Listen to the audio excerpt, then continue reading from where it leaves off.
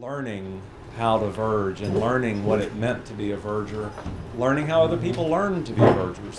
I felt like, and in fact, I think I was the only training course recipient that year, and I was confused the entire time. I didn't know where to go or what to do. So part of Verger 101 is our answer for trying to make being verging a little bit easier, a little more fun, and a little bit kind of more exciting to learn here at the conference. We are gonna go fairly fast. I did want to introduce ourselves. David, if you could just kind of introduce yourself. I'm David Jetty. I'm the head verger at Trinity Wall Street, and Scott mentioned Burlington. That's Burlington, Vermont, not Burlington, Ontario, where we have some people here. And I became a verger there in Vermont. That's when it happened, not long after I became an Episcopalian. And so I became an Episcopalian in 1974, and I started becoming a verger in 1976, and came to New York City in 1985, where I have been ever since, working at Trinity Wall Street. Danny. I'm Danny Metters. I'm from St. Patrick's, Long Beach, Mississippi.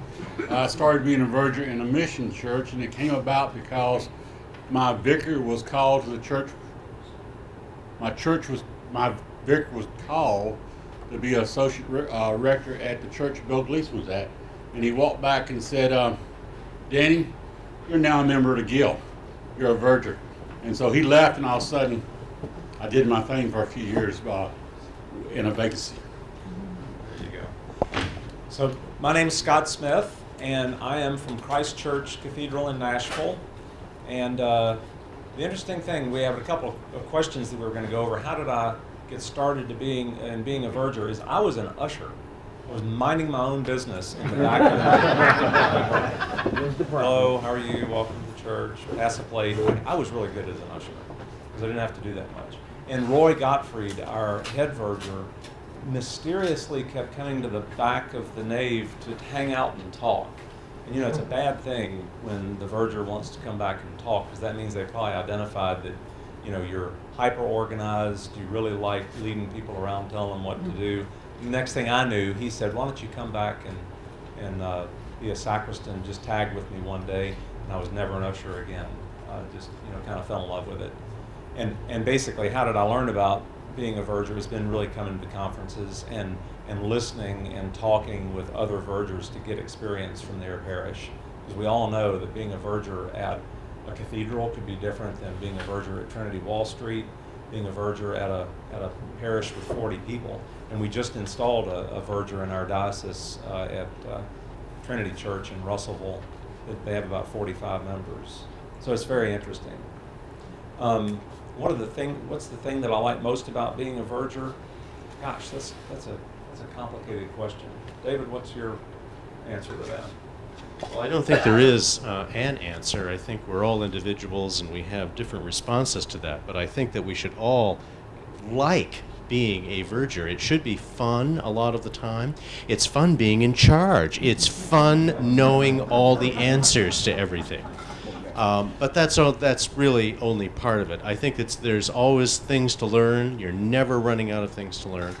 It's a wonderful place in which to meet people. You're really at an intersection between the ordained and those who are not. And I find in my experience that the laity often look to me more than they look to the clergy. Maybe it's because I'm a whole lot better looking. I don't think so. But I'm more accessible, and I think that's a good thing. I think that being a layperson is a strength in doing this ministry. We're there certainly to assist the ordained, but we're also there to be part of the laity, and I think that's very, very critical to us as Episcopalians and Christians. Okay, so how did we prepare for Verger 101? I think everyone here more than likely got an email. Did everyone pretty much get an email from us about a survey? So we surveyed all 37 folks in here, which is pretty good, and we got 28 survey responses. Boy, and if you're in marketing, that's a great response rate. And so we got all of the multiple choice questions back, and we ranked those. So we're going to start with the most popular one and move our way down. We're going to spend about 5 minutes per question. We also got a lot of great just open questions. we've reviewed those, and we're kind of throwing those in as we go. For example, one of the questions was, I'm a verger in a very small church. I'm really interested in knowing how other vergers in the same size church do their work. There was another question that said, I'm really interested in documentation. How can we share documentation? I think there was one about, how do I develop my own customary? Well, Margaret was talking about the document library. So there's all those kind of things. We're going to kind of spread that in throughout the presentation. Okay? And this slide, of course, was supposed to be all nice and organized, but it all just flopped around, and that's fine. This is just to remind you kind of what all the questions were. And if you'll notice, the top one was ranked about 8.29 out of 10, and that's how it got to be the first one. The ones down at the bottom are about 6.12. There's not a big variation, but everybody's kind of interested in all the topics, so there aren't any that, it doesn't look like we had any duds in our questions. So the first question, and our hope is, we have a magic number down here, is that we're going to keep time by that, and it will totally fail, and we'll never get it, but that's okay. First one is special services, how they help us think outside the box. This was the last question last year, so y'all bucked the trend. You totally did a reversal, and it's actually one of my favorite questions, because sometimes the first service, and Bill Gleason knows this, first service that I was involved in when I really saw Vergers in action was the ordination of our bishop in 2005.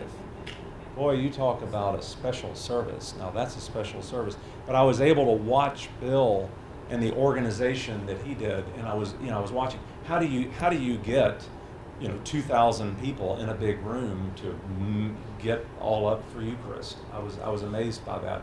How do you organize the ushers? So if you've got 40 ushers and they're running around all the space, how does that work? So I think special services really are the things that basically are some of the best teaching experiences. Danny, you want to talk about any special services that you've done? Well, I have to agree totally with Scott. The special services bring up those situations that give you a teaching experience. We deal so many times with a controlled space in our home parish. When we move to a special service in an auditorium, that all of a sudden you walk in, and all of a sudden the seating's not the way you drew the plan, and all of a sudden you have to think, okay, I got to retrain my ushers in 5 minutes, and I got to retrain my acolytes, and I got to retrain all the priests, because all of a sudden, instead of having one center aisle, we got to make 2 aisles and 2 procession in 5 minutes. And I think it is interesting. Part of, I think, being called to the ministry of Verger is this ministry of organization, ministry of documentation, and ministry of communication. For me, it's really those 3 things. And a special service really pulls a lot of that out of us, I think. So how do we do it? One of the things that I do every time I have a special service, I start with a checklist. And I tell everybody, there's a great book, and I can't pronounce the author's name, but it's called The Checklist Manifesto. And it was written by a pilot. And if you've ever been a pilot, what's the one thing you've got when you get in an airplane? It's a checklist, because they make you go through the same thing. Well, verging really can learn a lot about checklists. So let's say one of the more recent ones that we had, was the installation of a new dean. We had that about a year and a half ago. How did we prepare? Well, first we convened a meeting. I'm also a big proponent of whenever we have a special service, can start with a meeting of all the players. And I don't know, David, how y'all do it up in the north. Down in the south, we get everybody, for the most part, that's involved in the service as early as possible, which really makes sense. So the ushers, the Flower Guild, everyone that's responsible. One of the things that I've learned is that it's really important for the verger not to be, of course this varies in parish, but we try not to tell everybody what to do. We are there to learn, facilitate, and organize. So if the Flower Guild has particular worries about the service that needs to, we need to pay attention to, how the flowers are going to be stored, where they will, how they will arrive, all of those activities. We're the ones that are basically the chief documenters of that process. Now that, again, that's just for me. It could be very, very different in other parishes. Well, being in a parish in a large city has its own issues and concerns, and I know there's some people in this room who do serve in urban settings.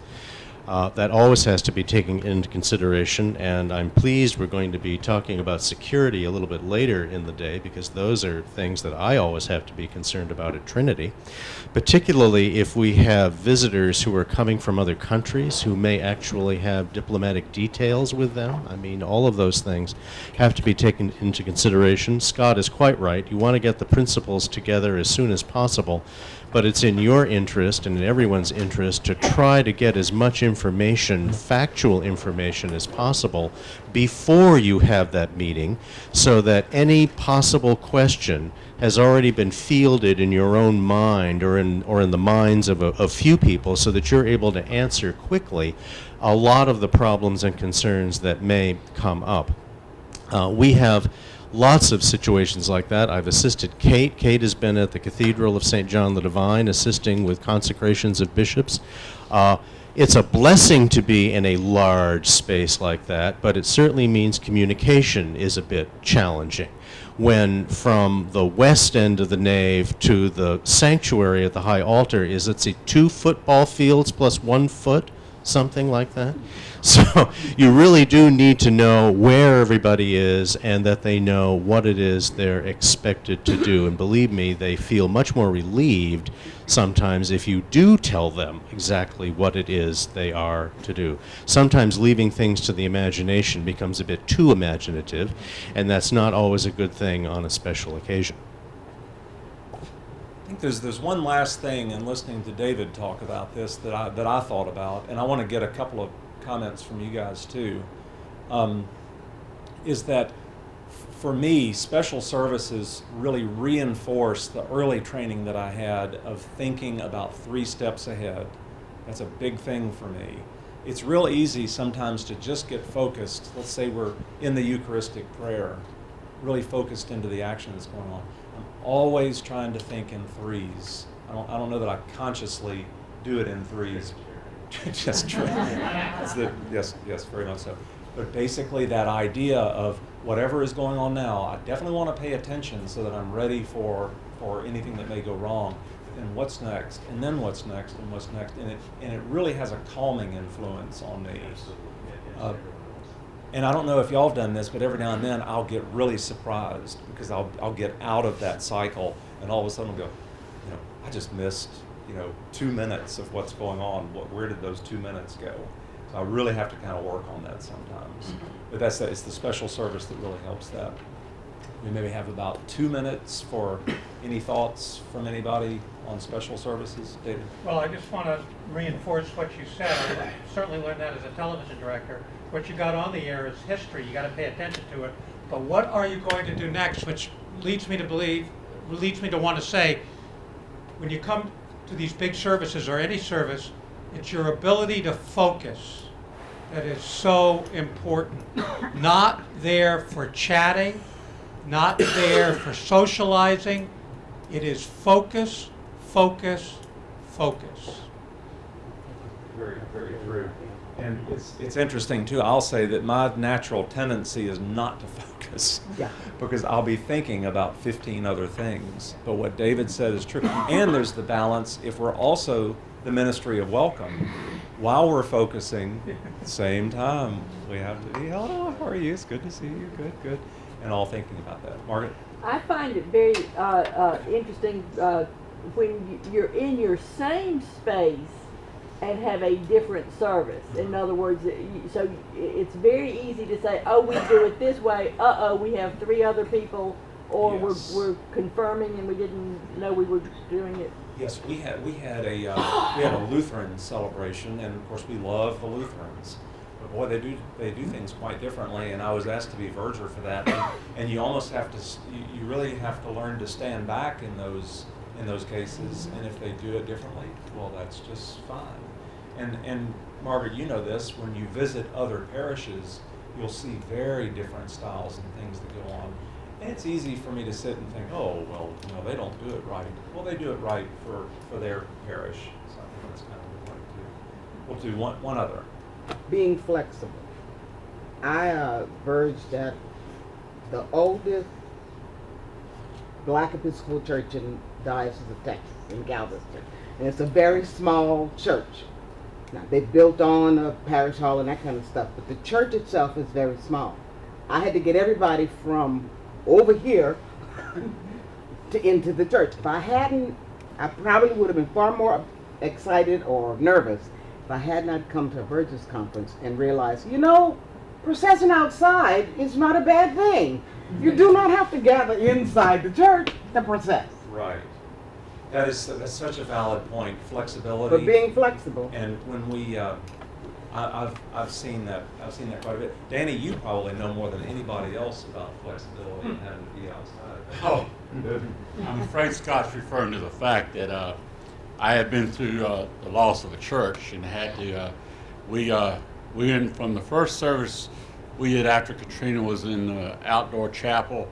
Then we moved into a tent, and then we moved into the gymnasium. And when we moved into the gymnasium, you got to understand that it was both a dormitory, a kitchen, and a dining hall, and a worship space. And it all changed in a matter of, as soon as the volunteers finished breakfast, and there was as many as 250 people having breakfast, to change into a church service with my 30 to 40 members that were still present, to all these volunteers being present. So the flexibility in organizing a space like that is what he's talking about. So we're gonna attempt to keep zooming on, and my gosh, we're only 2 minutes behind. That's not bad at all. So it's actually kind of interesting. We've been talking about sort of standardizing and documentation through and through, and look at what the second question is. Standards for documenting and teaching liturgical procedures. So standards for documenting. One of the things that we can tell you about being a verger is there is no standard. Can be frustrating to some people. Now we're attempting to help. We've talked about the document library online, and we still think, I maintain that that's one of the best things that we're working on, because we're actually able to, we're not setting the standard by saying you must organize this way. We're just sharing how everybody else does it. And for me, that's the best way of teaching, the best way of learning is by example, or it's almost, I guess, experiential learning of being a verger. So basically, if we were to look at our standards for documentation, I have to be actually really honest about the cathedral. I think they are absolutely subpar. I would love to have the perfect customary that went through and documented everything. And we've attempted to do that. We've launched on many different trials of writing this down, writing that down. And we have some things. If you look in the document library, I've thrown our acolyte procedures up. They're not that bad. Our sacristan procedures, if you read our procedures today and what we actually do, it's just about like night and day, because they were written 3 years ago, and now they're totally out of date. We have a new dean and rector, and everything's different.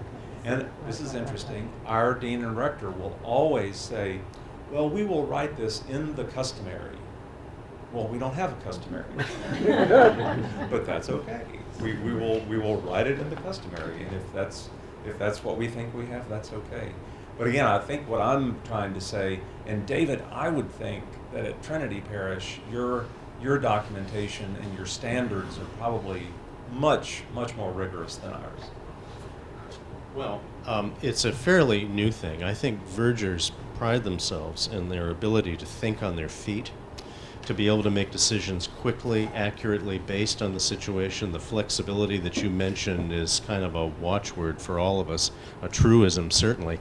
But we document particularly the special occasions, but right now I'm in the midst of finishing up the latest edition of our customary for our principal Sunday liturgy. And I checked back on the dates, and I first started this in 2000, and it's gone through 7 revisions. I think it's 31 pages, and that's just the principal liturgy. But when we think about what the box is, make the box big enough so that you can get everything in it. And so it may serve you very, very well when you have to begin to think outside that box. Once you get it done, make sure it gets past muster. Make sure that the clergy see it, that everybody understands it, so it isn't just for your benefit, although it will be for your benefit.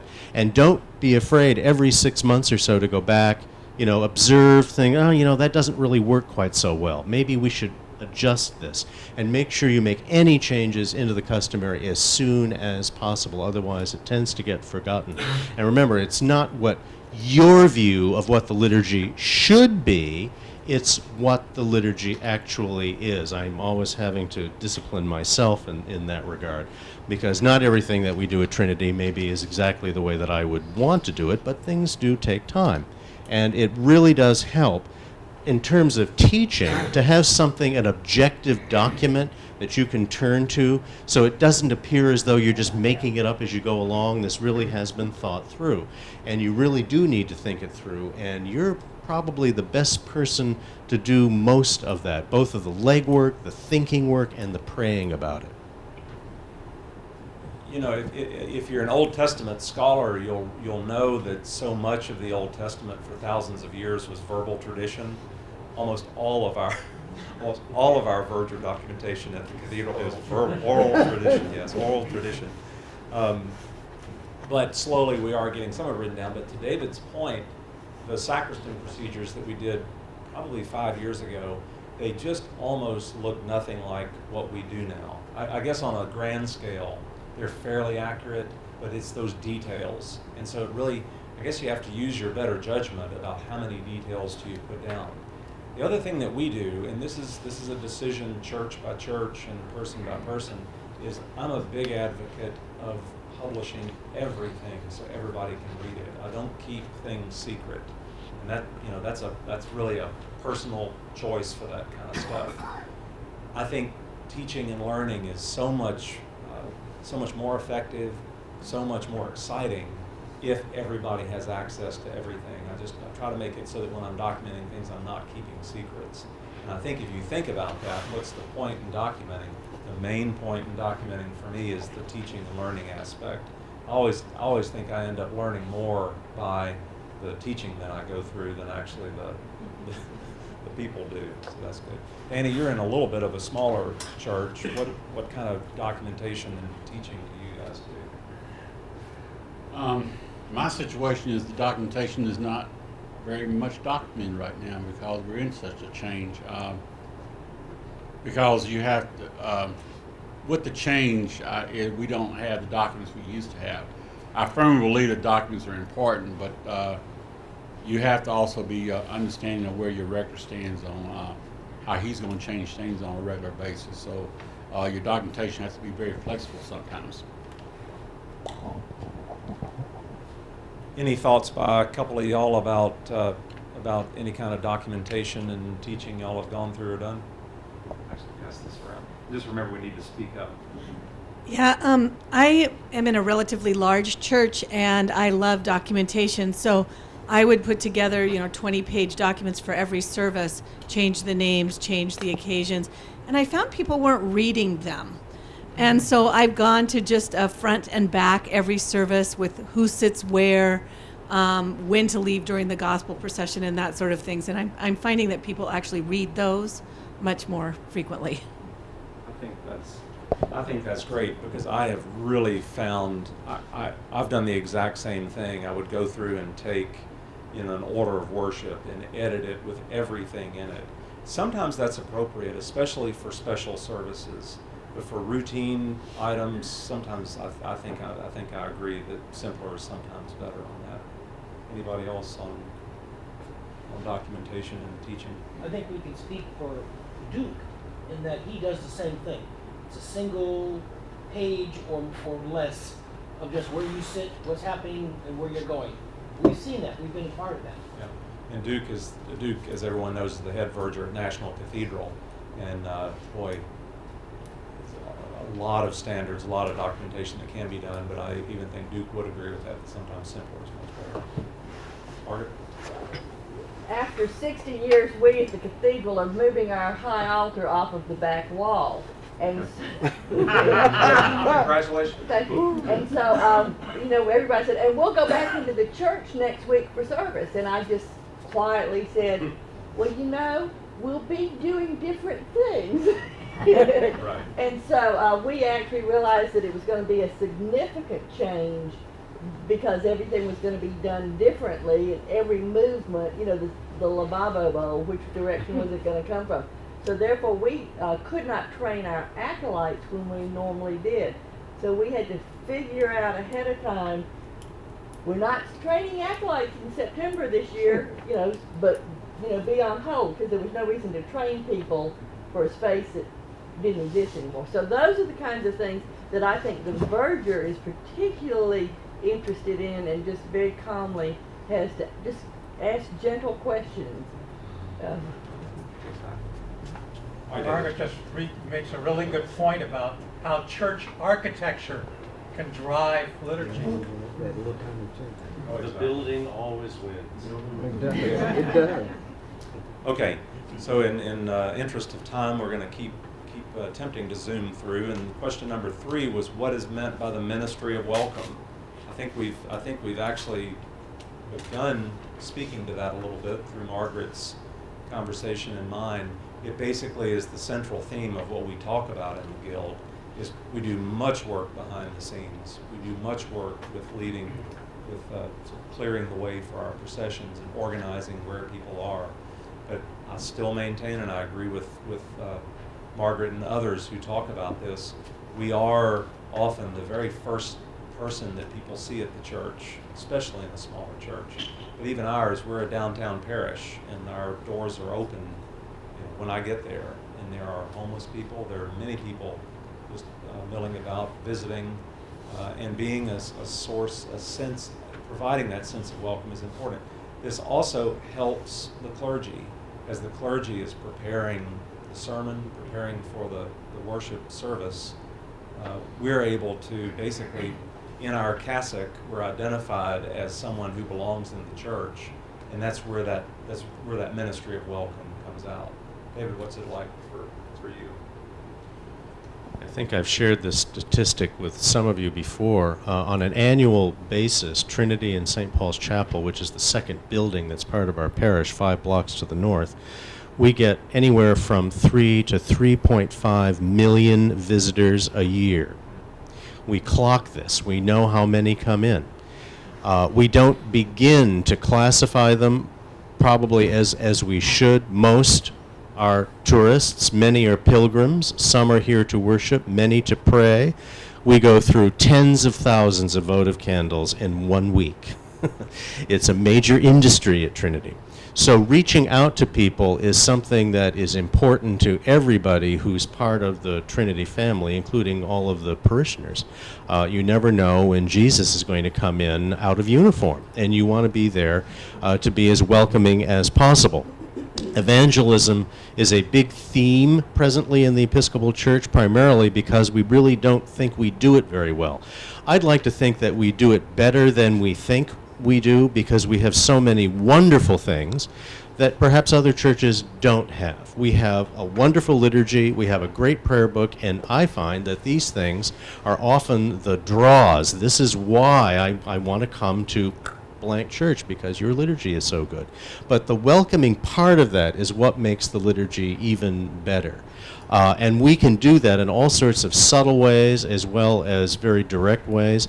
You're never too busy when you're making that run through the church to make sure that everything is set up. If you see someone who looks a little bit lost or someone who's not quite sure, stop, find out, introduce yourself. Try to be as helpful as you can, because as Scott says, wearing the cassock is sort of basic uniform, and it identifies you as someone official, as part of the church who might be able to answer that question or be that welcoming person. The other thing is how we document our service. Orders of service really do matter, and I know there are a lot of theories about this, that some people feel that, oh no, only a basic outline is all everyone should be given because people should be really focused on the action. Well, I find if you're not an Episcopalian or not familiar at all with the church, it's baffling. Nobody, you just have no idea what to do. Do I sit? Do I stand? Do I kneel? What book do I pull? How many hymnal supplements do you have in your pews? How many prayer book supplements do you have? It gets to be very, very complicated. I think the more information that you can put in print in an order of service that's given out, the more helpful it will be to the visitor. And those who know it well Well, fine. They can help the person who maybe doesn't know it so well. So lots of things that we can do, both indirect and subtle, as well as taking that time to greet that person who may be there for the very first time that you would really like to come and may become a second time. This makes me think about some of the characteristics that make people really good vergers.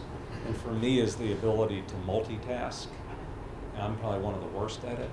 But when I think about it, when I get in the cassock and I am in verger mode of organizing, acolytes, all this stuff that we have to do, I really need to be thinking all the time in the back of my head about this ministry of welcome.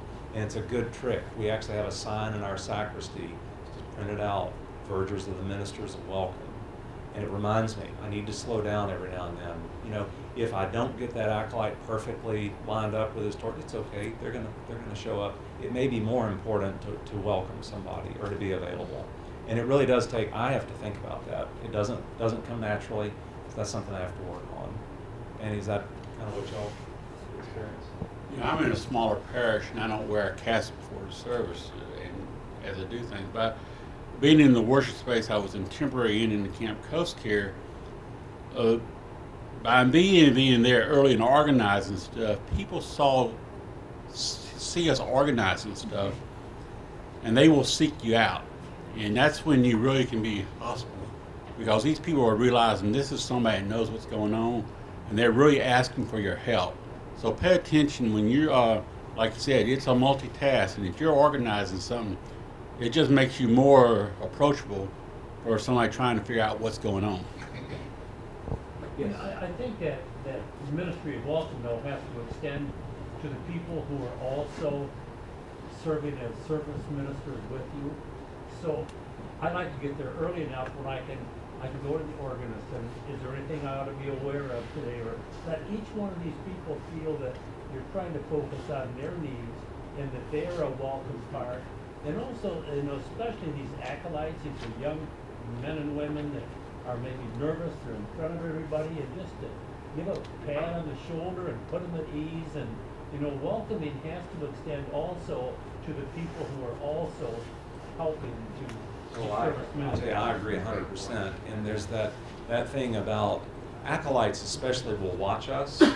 We are kind of the leaders in the realm at that point.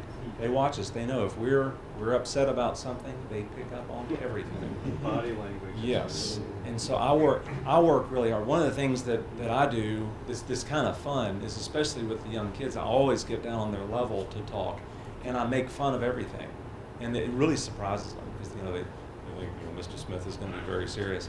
But sometimes I'll just be like, well, I don't know, or let's try this and go do that, and I'll talk to them as we're planning a distribution of the alms basins. I'll always say the same corny stuff, well, just don't trip, but if you do, just pick it up, and keep on. Which actually leads us directly into our next topic, which is. Sorry. Yes, absolutely. Luke's here first. I was going to say, I'd like to hear your support of the acolytes of the Acolyte Master at St. Luke's Cathedral in Orlando. And I'm Richard Clark, the Acolyte Master at the Cathedral in Orlando. And acolytes are very much an important part of worship. They can either make your liturgy or they can break it. We spend a lot of time ongoing training, and I like your attitude about the way you get down on their level and talk. Kids love that. And I often think that acolyting is a very important ministry to try to keep teenagers in church after they leave and go off to college. And we do have adult acolytes starting from 6th grade all the way up to 70 years old. And the Vergers, and we have a very good work, and we know what to expect every Sunday and every season too. So I like what I'm hearing here too also.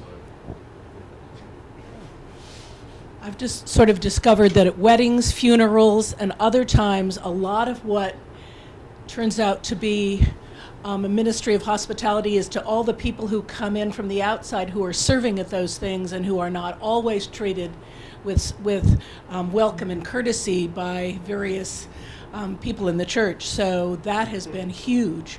And we've had people who brought flowers come back because they were made to feel welcome. Absolutely. You know, I wish I had thought about this during the special service thing. The one thing that I have found that has been one of the joys of being a sacristan for a funeral is when we have guest lectors. So we have 3 lectors that are supposed to come up. Well, they don't know what to do. They've never done it before. And if you don't walk them through, I'm awkward and they're awkward. And I'll always make a point of getting there early. It's another thought about getting there early and walking them through. And they all, it never fails. It's like, oh, thank goodness you walked me through this because I was so nervous. And you know, it's fun to sit back once you've done that. This goes back to our teaching and learning topic. They look like they've been there for many years if you just walk them through once and walk with them. You know, you say, as you walk up, you're going to step here. You bow if you're comfortable, but it's fine. You don't need to bow, or you can bow. And then step here. Watch out for the flowers. Don't fight the flowers because they'll always win. You know, and if you do stuff like that, then they'll remember, oh, there are those flowers. Don't go over there. You know, so that whole ministry of welcome really does make a huge difference. And the florist who's brought them. Exactly.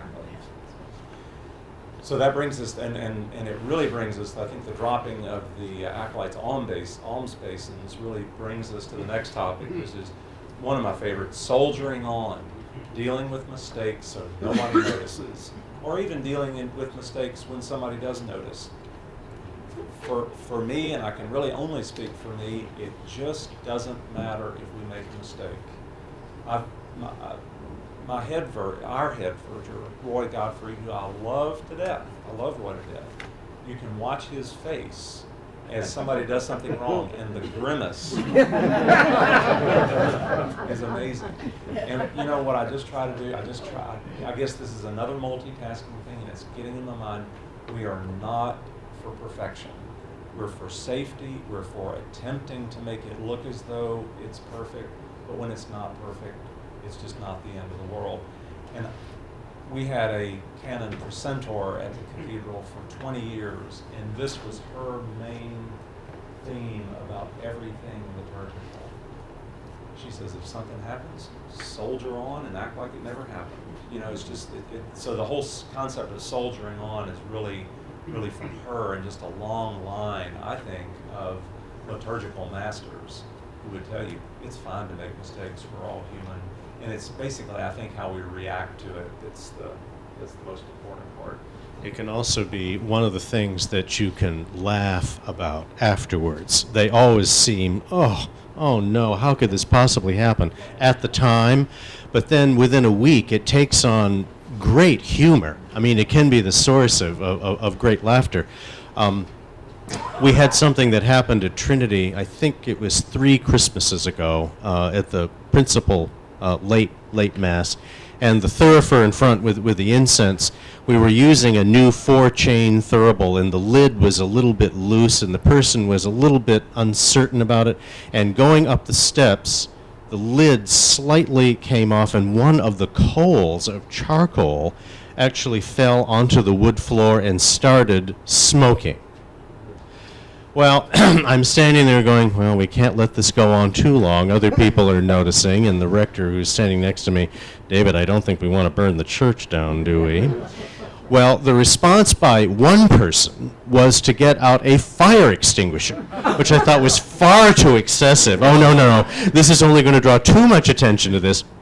So I quickly slipped into the sacristy safe, which was unlocked, found the baptismal ewer, filled it about halfway with water, and I think it was just before the gospel, I kind of went out and just poured water over this area, and it all went out, and everyone looked like, wow, they must only do that at Christmas. That's because, 60% of the congregation have never been there before because it's Christmas. And it was just kind of one of those moments, but it's like afterwards you laugh, but at the time you go, oh my heavens, what are we going to do? But clearly you want to be aware of things, but yeah, don't panic. Give it some time, sort of think it through, and it may be, most cases, you just do keep going. There's nothing that you need to do, but in other cases, you may need to respond, and that's when you think on your feet, and you want to just kind of do the right thing that'll get the job done as fast as possible and draw the least amount of attention. I think we're going to kind of keep zooming forward because we're going to miss a couple of our final questions if we don't pick up the pace just a hair. Let's go on to question number 5, which is how does the typical verger learn how to perform his or her duties? Kind of sounds like the same thing about documentation and teaching, but I don't know, for me it's a little bit different. What is the best way? You know, we've talked about writing things down. I think one of the best ways is just through the concept of experiential learning.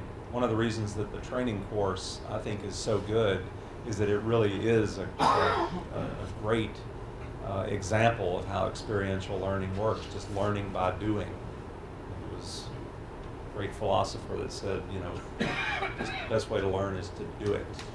And that's certainly been the case with me, and watching other vergers carefully. I was having a conversation with somebody, and I wish I could remember who it was yesterday, who said they have learned more by watching the webcasts of Trinity Parish Eucharist. What a great way to learn. In National Cathedral, Very humbling. but there are many churches, even our cathedral in Nashville, we now webcast every 11 a.m. liturgy.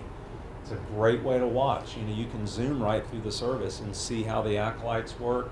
It's a great way to learn. And I haven't thought about it actually looking at your webcast. Well, it is a great. You have to have a pretty thick skin about this, because you think you know what you look like, you don't, until you see yourself on the screen. Because when you look at yourself in a mirror, you're seeing a You don't want to say that right to them. you're seeing a mirror image, okay? You're not really seeing how things go, and you don't realize that even the slightest movement can be very distracting. And so I always have to remind our acolytes and our clergy, actually, more than the acolytes, always assume that camera is on you 100% of the time.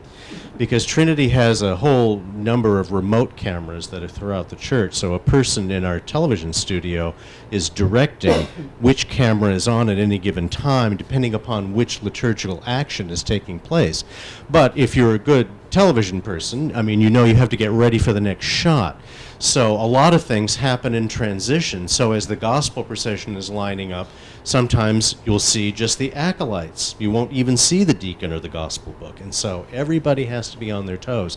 But it is a wonderful learning experience, because you really do see how it all looks, both the big picture and the smaller picture. And it's always a good exercise for anybody involved in liturgy, even if you're not webcasting, to have somebody get a video camera out there and actually video a service, and then come together, get a nice big bottle of wine, and talk about it, because you really will learn a great deal. You will see things that you have never seen before, because you're seeing it in a different way through the lens of a camera.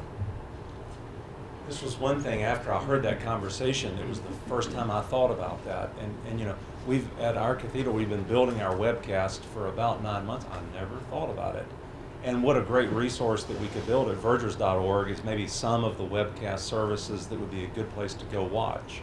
I know it sounds kind of boring, but It's another kind of document. It's another kind of document that you want to file with the hard copy of something, because you may want to go back to it and look at it again, particularly if you have special occasions that are reoccurring. Okay, what did we do last year? Well, let's look. Let's look at the video of what we did last year and see if we need to tweak that at all. I think we're going to move forward quickly with one more. Aha. Hands-on, the verger and lector, what happens when things don't go as planned? It's definitely happened to me. Danny, have you ever had any experience when things haven't gone as planned with lectors? Oh, I do. We had one. We have it's about a 130-year-old building, fairly rickety steps that go up to the lectern, and we're always very, be careful going up and down the steps. Well, one person, it was during our blessing of liturgical ministries when the bishop was visiting, and I could tell, I don't remember who was the verger that led them up at that point, but she was not well, and she fell down the steps, and that was one of those cases that's probably the absolute extreme. Well, what happened when we did that? Well, everything stopped momentarily. We gave her care, we helped her out, and then we carried on just as normal. Other times, I spoke about funerals where I will actually go up and talk. That's one of the biggest things about helping the lectors, just to talk with them.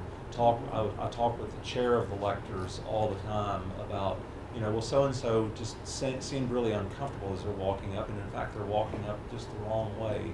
And so we'll talk about that. We do try to orchestrate that.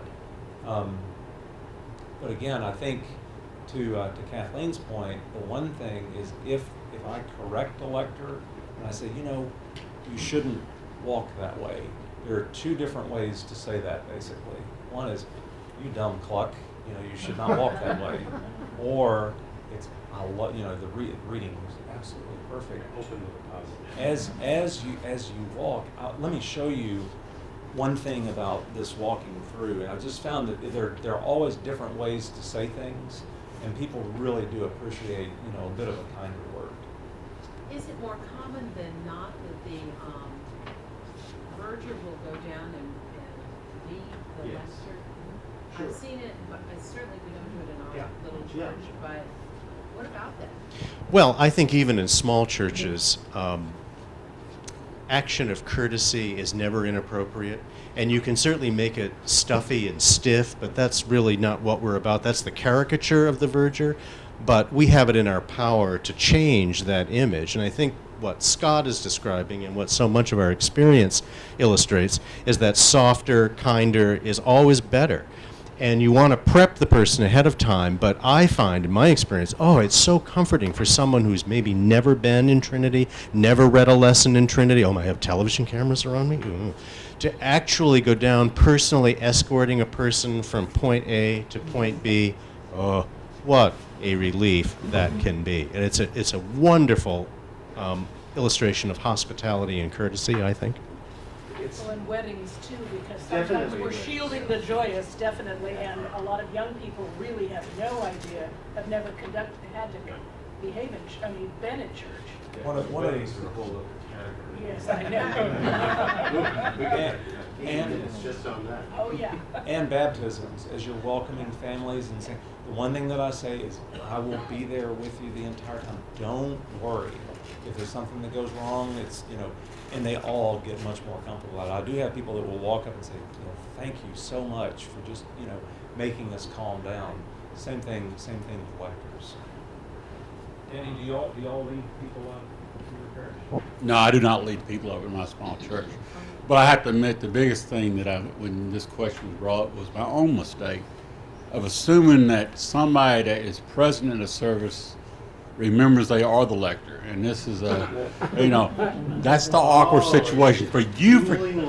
You're forgetting to remind them, or forgetting to tell them, remember you're going to read the lesson, and then happen to realize, I'm going to have to step down and ask the person to come up and read today. And I don't normally do that. Yeah.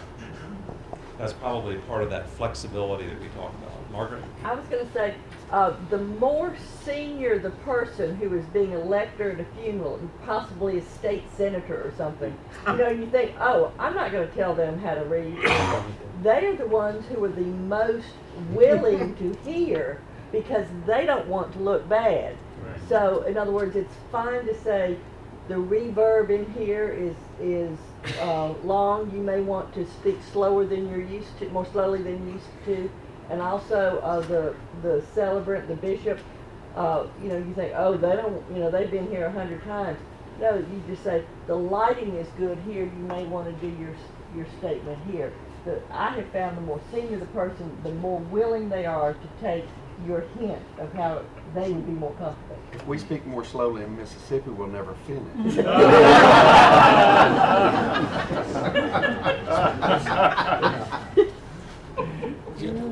We had a funeral a couple of years ago at St. Andrews in downtown Tampa with state representatives and the governor. And the governor and his people were very appreciative of me telling them where they needed to be and when. And so it is, like Margaret said, sometimes the more influential the person, the more humble they are when you've calmed them down. Absolutely. And also, it's that welcoming. You know, we've had the mayor and the governor in Nashville, and they really do appreciate it when you say, now, Mayor, we want you to sit right there, and then we're going to lead you up. He sounds good to me. And then he'll sit down and do it really well. Yeah, I just want to add an addendum. It's really, and it's hard to learn this. I mean, I can tell you, but you're taking charge as Verger. I mean, you can't be shy and hang back and assume that somebody knows. And you do it with quiet authority, but you do it. You don't hang back. That's very true, and it's that striking that balance between authoritative and coming up with the right answer at the right time. It is a bit of a tightrope. We've talked on a number of occasions. Sometimes we may overstep our bounds. We may be too authoritative. I had an experience with our dean where I told the dean at a very inappropriate time what to do. This is not our role. You know, we have to respect the boundary between clergy and Verger, but at the same time, we do have to come up with a definitive answer. It's definitely a balancing act. I had that experience at the cathedral where I had to get 20 people from different denominations who didn't speak English lined up in 2 rows, so that when they turned around, the back was front, and one went to one side, one went to the other, and I really barked orders. I said, you're standing here, you're doing this, you're doing that. You're going over there, you're going over there. Okay? Well, after it was over, I came back to them, and I said, you all were great, and I'm sorry I had to speak to you in the way that I did, but just know that you were just excellent. And sometimes people will understand when you're getting down in time that you know, things just have to happen, and that'll happen. Let's keep zooming on. We're actually doing not too bad on time. We've still got about 20 minutes left. We're a little slow, but that's okay. So the next question was, is the training course right for me? This is another question that I can probably only speak from my own experience. It was absolutely right for me. It was about 2007, before I went to my first conference, and I went through that year of the training. It wasn't, you know, an every day for a year. It was a little bit of time. I got a very, very good mentor in the process, and I think our concept of having a mentor in the training course is really good because we get to learn together. Sometimes the mentor, you know, learns a whole lot more than the mentee does. I know that's certainly been my case. The training course, I think, how many folks are actually in the training course here? Good. So we've got. How many have completed it? Excellent. Okay. Good. Several folks. That's excellent. So I think the training course, again, I think we mentioned a little bit earlier, is one of the best cases of experiential learning. It's basically learn as you go. It's a lot like EFM. If anyone has been through the EFM process, you know, you pretty much get out of EFM what you put into it. If you slog slowly through the Old Testament or Leviticus, you're going to get a lot out of it. Same thing in the training course. There's some things that are very, very appropriate to our ministries at our own parish, and there are others that aren't. I enjoyed looking at all different aspects. I think the thing that was most important for me is, as we were talking earlier about building the documentation that we need, much of the work of the course is building your own documentation. So, do we have emergency procedures at our parish? How do we plan for these various things that happen? And in the end, the notebook that you create really is designed to be a resource for your parish. So I would encourage. And Danny, have you done the training course? I was laughing because I did the training course and we lost our priest about roughly 18 months after me and Doug completed it, and so about half the profile for the church came out of our work on the Vergers course. They just copied the Vergers course into the church profile and used about half of it as the profile for the church. There you go. That's what you call a double zinger. That's good. Yeah. So and Kate, the training course registrar, is here. If you guys have any questions, Kate, do you want to say anything else about the course? No. I will catch up with anyone later who wishes to spend a little bit more time on questions and answers. We do have a sample up in the hospitality room, so I'm here through Monday morning. Please feel free to catch up with me. My question is how to find a mentor. I'm in a diocese where all the other Vergers are at a cathedral, and I'm at a parish, and how do you find a mentor? And my priest has never had a Verger before. There you go. I am just became mentor of a Verger at St. Joseph's of Arimathea in Hendersonville, Tennessee. It's about 20 miles outside of Nashville. About 80 parishioners. He's been acolyte master for years. Now he's Verger, and we're doing it together. And so I invite him to come to the cathedral, and then he's inviting me to come to the parish. And again, I learn more by going to the parish, and I have a lot more fun, going out to the parish than when he comes to us. And of course, he has been to the cathedral many times. We've done acolyte training together, so we love working together. I maintain that finding a mentor outside, and Kate is a great resource for helping you find your mentor. Don't let that stop you from starting the course. Don't let that be the big break, okay? I will be happy to come out to San Diego and be your mentor. It's just a beautiful place. I think that was a roadblock, so thank you for that. Yes. One last thing on the course, we re-edited the course, went through a lot of work in 2011 to get the course material updated. There's a new section on getting to know the Guild, all about exercises, going through the website, finding different things, submitting a document to the document library, and those types of things. So I think it's really good. Aha, hands-on, the many right ways of carrying the Verge. David, here, you explain this is the 21st century Verge. Yes, this is a very modern Verge. It's kind of rude and crude, but this is kind of how the Verges that you're going to be seeing tomorrow night start. They start with a block of wood and then slowly lathed and carved with symbolism or not. And at any rate, even a block of wood can demonstrate how you handle one of these things. A Verge can sometimes get in your way. You kind of want to know when to park it so that both of your hands are free. So again, you're thinking ahead a couple of steps so that you know when you're going to need to take it away. But when you're carrying it, if it's a standard Verge, right hand, oh good.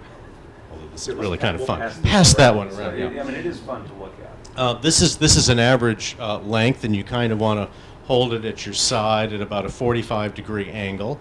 Do it so that it's somewhat intimidating, but not frightening. Again, my experience on the High Holy Days at Trinity, when the whole place is packed, I'm sure you have these experiences at Christmas and Easter, when sometimes the Verger is truly clearing a path for everyone, which is one of the ancient purposes for this device. My word of caution to all of our other Vergers at Trinity is, whatever you do, don't stop. Keep going, they'll get out of the way.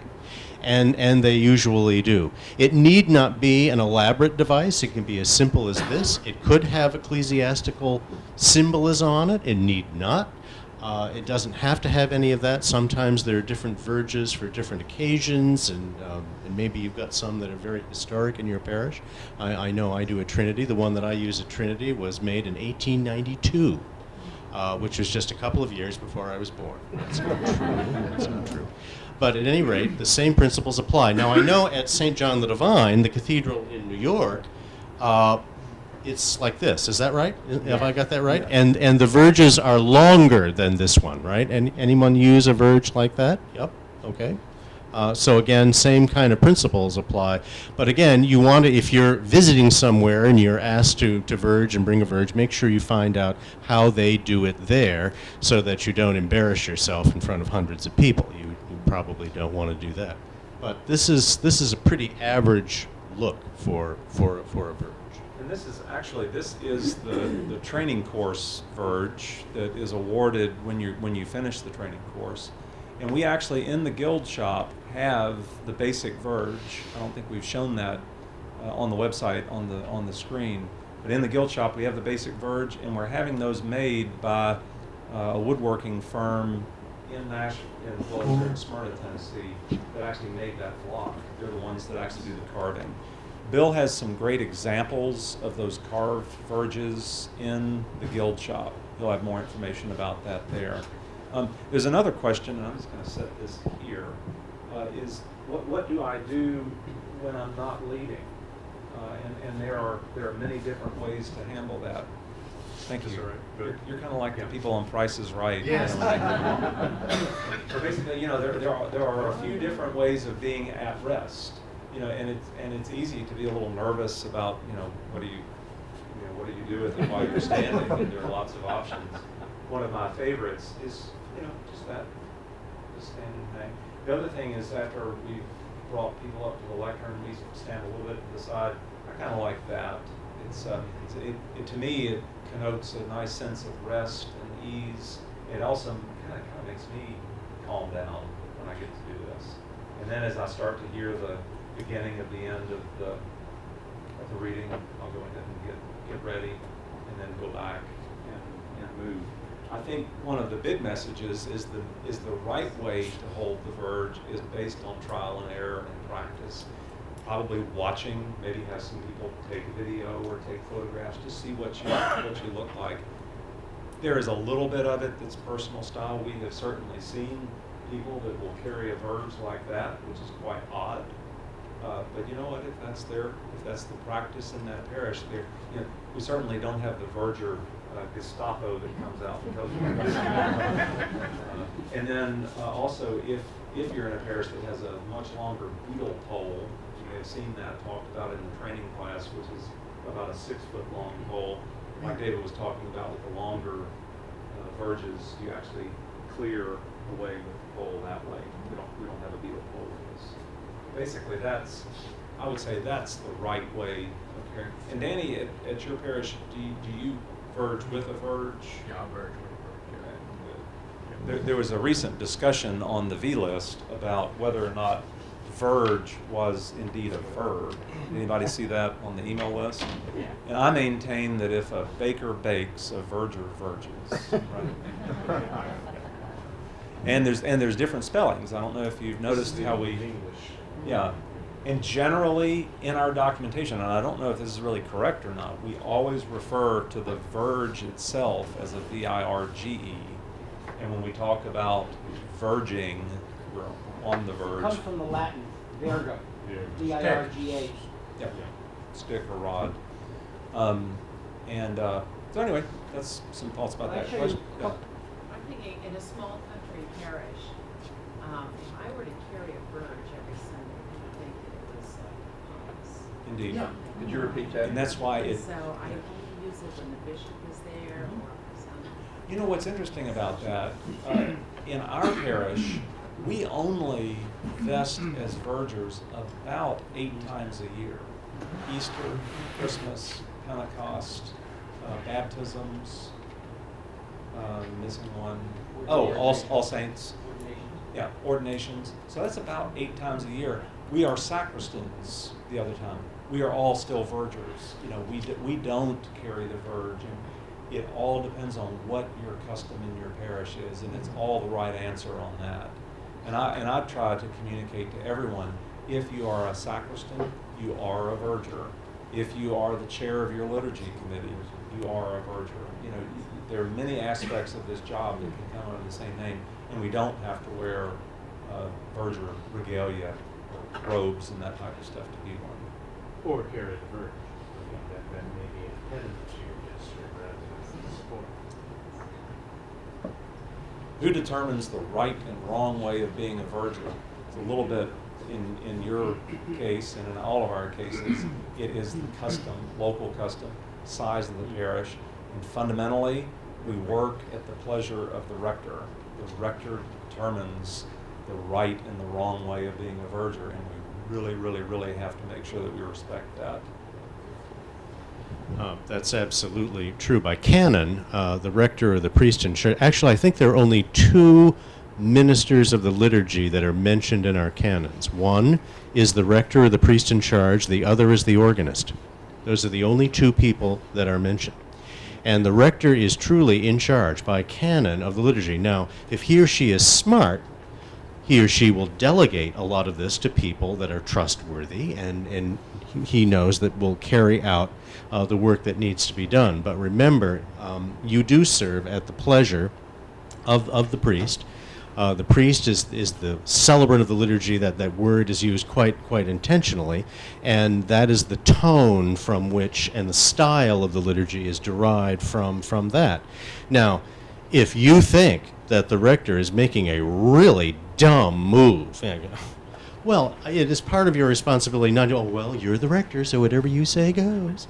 No, to at a point, tastefully, pastorally, you're going to want to say, you know, Father, I just don't think that's such a great idea. We tried that, a couple of years ago, and it didn't work very well. Have you thought about this? Try to be as constructive as you can, but criticism is not out of the question, and most criticism should be positive, not negative. But I would think that your rector, your priest, would expect you to offer that kind of information and counsel when it's needed. You don't want your rector stepping over a cliff or doing something that is going to make that person look ridiculous. I mean, that would not be in anyone's interest. I'm going to move really kind of quickly into the next one, which is the various roles of the verger, which we were just talking about. This comes up all the time. I thought being a verger was all about wearing robes, holding verges, and processing through the nave. We maintain that maybe, on a good day, is about 10% of being a verger. Everything else is about teaching, learning, documentation, organizing, being welcoming, compassionate, good teachers, that type of thing. So I think we've kind of adequately touched on that one. We're getting close to ours. Yes. I am licensed to do everything inside of the church, with the exception of consecrating. That's a big thing. I found out that I was licensed to preach by seeing the form on the priest's desk. I don't know why. But I have learned to stay in the background, which is where I'm comfortable in front, but I've learned to be comfortable in the background, making sure things run well. Well, I looked up one day and she decided we needed a second station. Talking about the flexibility. She said, I want you to take the bread and give the bread. I'm going, okay, that's one time. Every Sunday now, that's what I do. I'm going, I just wanted to be, I was happy in the background. Which just goes to show that a job is only... Right, that was never a part of what I did not sign up for that. I signed up for, training maybe, a little processing. This just goes to show that it changes. A job is only volunteer until you volunteer. Until you volunteer, right. And if you say yes, you'll probably regret it. And it will grow. But if you find that a little awkward or inappropriate, you might want to sit down with your rector at some point and say, I noticed I've been doing this now for 45 Sundays. I mean, is this really... Can I stop now? Can we hire an assistant, which is about where I'm almost ready. Okay, so our last question, I believe we had 11 questions. We have 5 minutes left, is what are the standards of dress when I'm being a verger? Well, we certainly know that cassock is our main uniform as sacristan and verger. Oftentimes we may wear a shamir. We now have on the guild shop the Vergers shamir, which is just a simple black or gray overrobe, and you have everything in addition to that. There are many different things you can wear. We'll see. One of the things that I do love about the conference is that I think we all come in our Easter best for the Vergers Guild conference. So I have my verger robe is a Whipple's robe. It was made back in the 1960s. It came from the Cathedral of St. John in Albuquerque, New Mexico. It came with a priest who was best friends with that verger that came to Nashville as canon precentor. And so my robe has great history, which I love. When I first got it, I thought, oh, this awful robe, it's tattered and it's about to fall apart. I wouldn't trade it in for the world now because it has that history. But we all have, many of the robes we've made ourselves. We have a pattern on the guild site for a shamir if you need to make your own. Many different ways of doing it.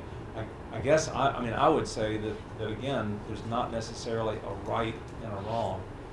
My preference is that I don't wear hats. I have a Sir Thomas More Canterbury cap that for the installation of the dean I will wear, and if the dean asks me, I will wear it, but it's very rare, and he knows that, because when people see that hat, they know that there's a big doodah going on. So those are some personal preferences that come into it. Vesture does depend a great deal on what the tradition of the parish might be. My counsel, though, would be to keep it as simple and functional as possible. And color's important, too, because if your building is mostly granite or kind of grayish tones, you want to wear vestments that are basically going to make you blend into the walls. So that gets you around places surreptitiously, whereas if you're wearing something ostentatious and bright, everybody is going to see everything you're doing, when maybe you want to do things a little quietly and without as much notice. So neutrality is not, it could be virtuous if you're thinking about designing vestments rather than elaborate inscriptions and messages to your mother and 800 numbers and websites and everything else. I guess I'm preaching here, but I just do think simplicity, elegance matter a great deal, and make sure the garment fits properly. Don't just think any old cassock is going to fit you, because it won't. This shirt actually belongs to Scott, and it's a little bit long. It's a little bit big, which is why I'm wearing it over another shirt. You don't want to wear something that you're going to trip over or feel uncomfortable in. So find something that suits you, suits the tradition of your parish, and be consistent about it. One thing that I wanted to add here, you'll find right down the hall on the left, Mark Hoyer and Mark from Almy, the other Mark from Almy. They are a great source. Almy and Whipples both are great sources for cassocks, Verger robes. Many of those things can be made. They have everything from a Volkswagen model way up to the Lexus 8000. So you can get quite a bit of choices there. You'll notice in the color schemes of things that generally, and again this is a general comment, cathedrals wear a purple type cassock and a black robe. At Trinity Parish, you wear a black cassock and a black robe, and that tends to be the standard. So you wouldn't really want to wear the purple color is for the seat of the bishop, and notice that the bishop often will wear a purple shirt as well. Danny, what is your? I wear a gray smear trim in blue, and it's for some reason David mentioned the first church I was vergering in had a nice gray, light blue wall, so I picked a color for my smear that was blending the walls. One thing I like to just mention is, a lot of times we vest different ways in our services at different times. And you need to think about your vestment sometime in relation to the service you're doing, because I had a situation this summer where a funeral came up. It was a funeral that I would never have vested as a verger in. I would have been vested in white olive to be the crucifixion for the service. But luckily I took the time to listen to the family before the service, and all of a sudden the lady comes up to me and says, "Dang, I want you as a verger. I know you won't have to be verging anybody, but I want you vested like that." And I think that's the important thing for you to think about when you're doing services. If you do the services as different roles and you do vest different ways for different services, pay attention to your rector and pay attention to particularly if it's a funeral or a wedding, what the family may like for you to do, and then talk to the rector or the celebrant and say, "Hey, this is what the family's asking. Will this work with you?" Exactly. And Theo asked a really good question just a minute ago. He heard me say that I wear a purple cassock and a black shamir. Well, his tradition may be to wear a purple cassock and a gray shamir, but it's always different. Many different. If you go to National Cathedral, they have. Exactly. But again, remember, in all of this, there really is no right and wrong. There is the tradition of your space, and most of the traditions of the space may come from a rector who is at another parish, or who has seen other ways of doing it. So I hate to say that there is no right or wrong. I think to David's point, the best right answer is subtlety. We really want to blend in as much as possible. Now, when we're here, all bets are off. You know, this is you know, we've come to Easter service. We're going to wear hats. You know, we didn't bring hats, but you know, we're going to dress really well. But in our parish, I really do go for simplicity. I have a Canterbury cross that I will wear this weekend. I don't normally wear that. I bring that just because I love wearing it here. But sometimes, you know, for different things, I will dress appropriately, and a lot of that, to Danny's point, will be in conversations that I've had with the dean or the rector. What do they want? What do the people who are in the service want? And there are some people who will come up to me and say, "Are you wearing the hat? Are you wearing the hat?" You know, so even though I don't do it that much, I think that we are at our end time, and we have no time for our open discussion, unless we've got a couple of last-minute questions. Yeah. Bob. Can I go back to my rector and tell him I learned I don't need to clean anymore? There you go. I think that would just be great. You can always go back to your rector and Go back to your rector and tell him that Verger 101 was one of the most life-changing experiences you've ever been through. Transforming. Thank you, everybody.